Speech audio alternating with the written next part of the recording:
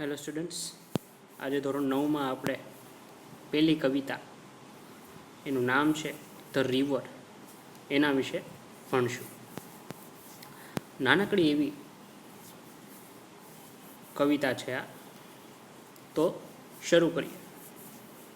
River river little river, નદી નદી નાનકડી નદી, bright you sparkle on your way.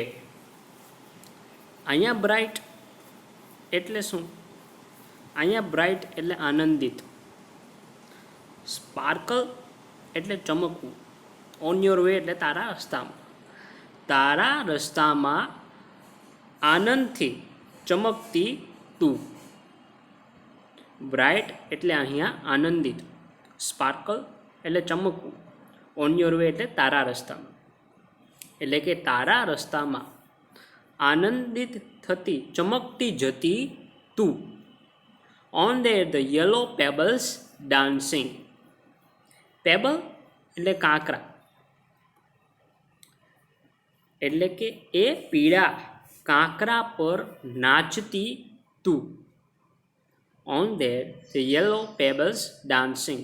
Payable એટલે કાંકરા, એટલે કે એ પીળા કાંકરા પર નાચતી તું, નૃત્ય કરતી તું. Through the flowers and foliage glancing. Through the flowers and foliage glancing. Through એટલે માંથી, પસાર થતું. ફ્લાવર્સ એટલે ફૂલ, ફોલિયેજ એટલે પાંદડા, અને ગ્લાન્સિંગ એટલે જોવું, જોવું. એટલે કે એ ફૂલો અને પાંદડાઓમાંથી જ્યોતિ પસાર થતી તું, અથવા માંથી પસાર થતી. એટલે કે ફૂલો અને પાંદડાઓમાંથી જ્યોતિ પસાર થતી તું. Like a child at play.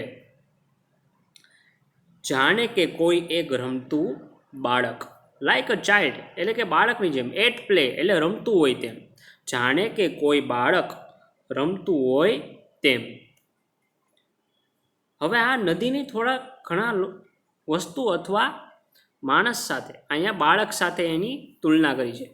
કઈ રીતે? તો કે આનંદિત થતી ચમકતી જતી તું, એ પીળા એવા કાંકરાઓ પર નાચતી જતી તું, ફૂલો અને પાંદડાઓમાંથી જ્યોતિ પસાર થતી તું. Like a child at play. જાણે કે કોઈ એક રમતું બાળક. જેમ કે રમતું બાળક હંમેશા નાચતું કૂદતું હોય, ચમકતું હોય, એની સાથે અહીંયા નદીની તુલના થઈ છે. આગળ વધીએ. River river swelling river. નદી નદી. સ્વેલ એટલે શું? તો કે સ્વેલ એટલે ઉછળવું. નદી નદી ઉછળતી નદી. On you rush through rough and smooth. Rush એટલે ધસી જવું, દોડી જવું. થ્રુ એટલે માંથી. રફ એટલે ખરબચડું, ખરબચડું. અને સ્મૂથ એટલે નરમ તો થાય જ, પણ અહીંયા શું છે? સમતલ, એકદમ સપાટ ભૂમિ હોય તેવું, સપાટ. On you rush through rough and smooth. એ ખરબચડી અને સમતલ રસ્તે ધસી જતી તું. એટલે કે સમતલ ભૂમિ અને ખરબચડી જમીન હોય તો તેમાંથી પણ તે આ દોડી જતી હોય છે, ધસતી જતી હોય છે.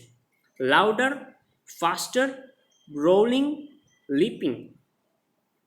લાઉડર એટલે મોટો અવાજ સાથે, ફાસ્ટર એટલે ઝડપથી, ગ્રોવલિંગ એટલે ખડખડતું. ઘણીવાર તમે એમ કહો ને, નદીમાં તો જો પાણી કેવું ખડખડે છે, એ આપણો ગુજરાતી શબ્દ છે. ગ્રોવલિંગ એટલે ખડખડવું, અને લીપિંગ એટલે કૂદકા મારવું. મોટો અવાજ કરતી, ઝડપથી, ખડખડ વહેતી અને કૂદકા મારતી તું. Over rocks. રોક એટલે મોટા પથ્થર. મોટા પથ્થર ઉપરથી. By rose banks. Rose banks એટલે બેંક એટલે કિનારો, કાંઠો, અને રોઝ એટલે ફૂલ. ફૂલ જે છે રોઝ, ગુલાબ. એટલે કે કાંઠા પરના ગુલાબમાંથી પસાર થતી તું. સ્વીપિંગ એટલે ઝડપથી, ઝડપથી દોડી જતી તું. ઓવર રોક્સ મોટા લાઉડર ફાસ્ટર ગ્રોલિંગ લેપિંગ, મોટા અવાજથી ઝડપથી ખડખડ વહેતી કૂદકા મારતી તું, ઓવર રોક્સ એટલે કે પથ્થર ઉપરથી, બાય રોઝ બેંક્સ એટલે કે ગુલાબના કિનારાને સ્પર્શતી તું, સ્વીપિંગ ઝડપથી દોડી જતી તું, સ્વીપ એટલે ઝડપથી દોડવું, દોડી જતી નદી છે એટલે, લાઇક ઇમ્પેચ્યુઅસ યુથ. એમ્પેચ્યુઅસ એટલે શું? તો કે વિચાર્યા વગરનું જે નિર્ણય કરતું હોય, વિચાર્યા વગર જે વર્તન કરતું હોય તેને ઇમ્પેચ્યુઅસ કહેવાય. યુથ, હવે યુવાન છે એ બહુ કાંઈ વિચારતા હોતા નથી, જે તેને ઠીક લાગે તેમ તેઓ કરતા હોય છે. એવી જ રીતે અહીંયા તેને એક યુવાન કે જે અવિચારે છે, વિચારતા નથી એવા યુવાન સાથે તેની તુલના કરવામાં આવી છે. યુવાન હંમેશા લાઉડર હોય, મોટા અવાજે ઝડપથી ગતિ કરતો હોય, રોલિંગ ખડખડતું એટલે આપણે નદીની જેમ ખડખડતું ન વહેતો હોય પરંતુ એકદમ સ્પીડમાં કામતો હોય, લિપિંગ હંમેશા કૂદકા મારતા હોય કાંઈક ને કાંઈક, એને કોઈ on you rush through rough and smooth, એની જિંદગીમાં જેવા પણ વળાંક આવે, ખરબચડાવાળો રસ્તો આવે કે નરમ રસ્તો આવે, તે હંમેશા તેના માટે તૈયાર હોય છે. લાઇક ઇમ્પેચ્યુઅસ યુથ એટલે કે અવિચારપણે વર્તન કરતા યુવાનની જેમ. પછીની કડી, રિવર રિવર બ્રીમિંગ રિવર. બ્રીમિંગ એટલે શું? બ્રીમિંગ એટલે છલકતું.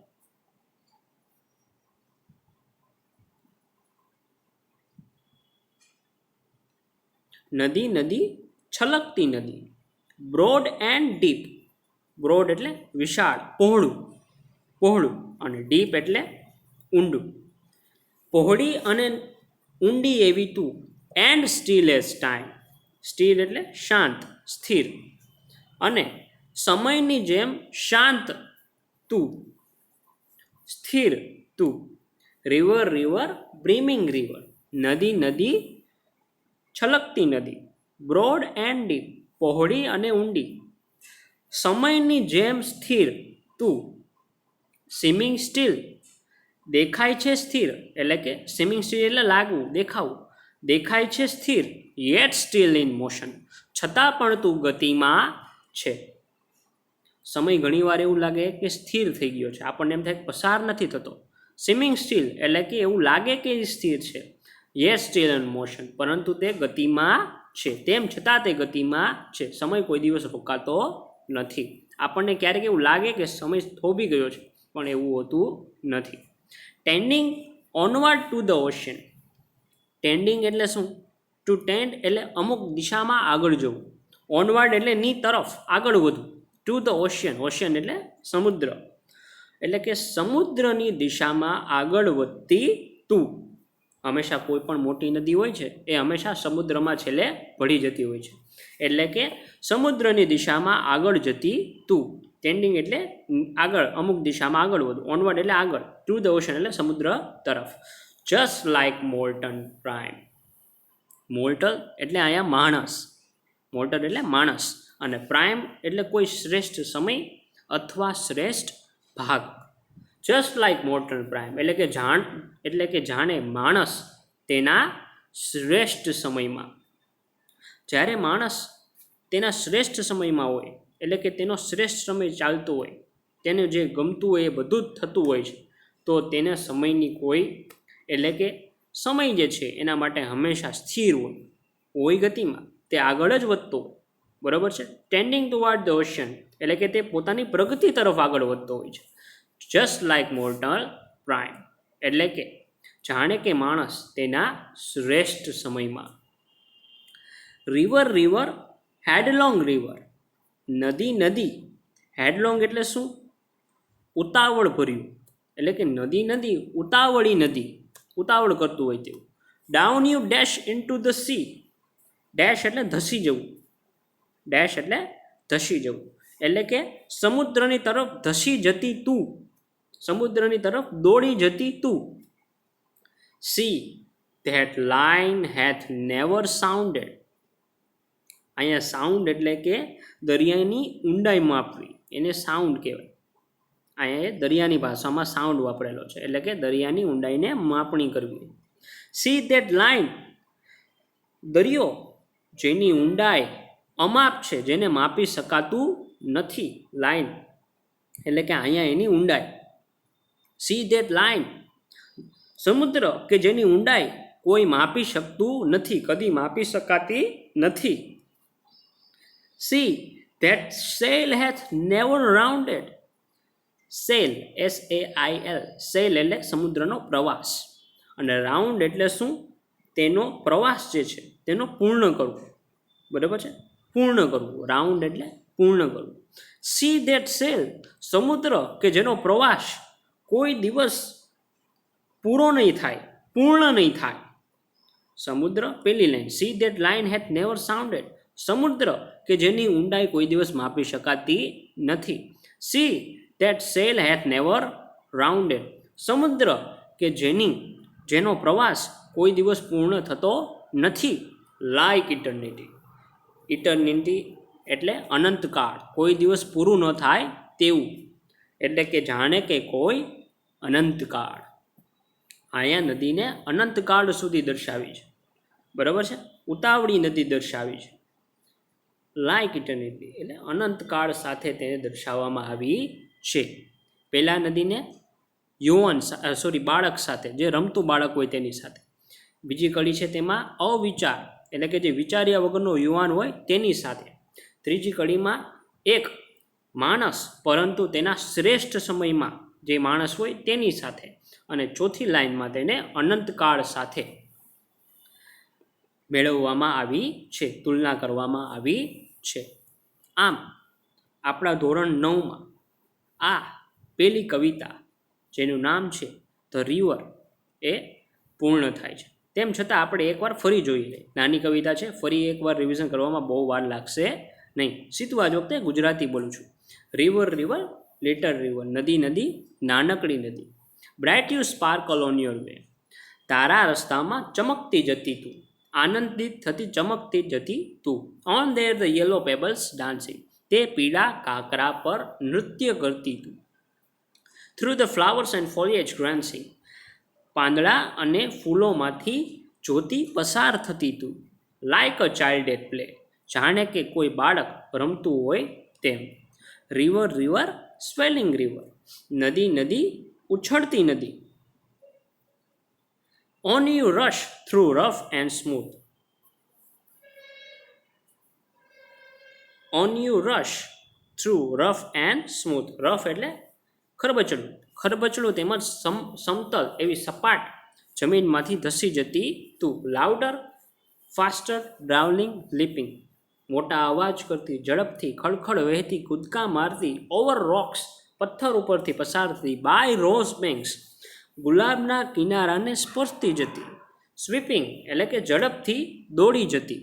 લાઇક ઇમ્પેચ્યુઅસ યુથ, જાણે કે કોઈ ઉન્મત્ત યુવાન, જાણે કે કોઈ અવિચારપણે વર્તતું યૌવન.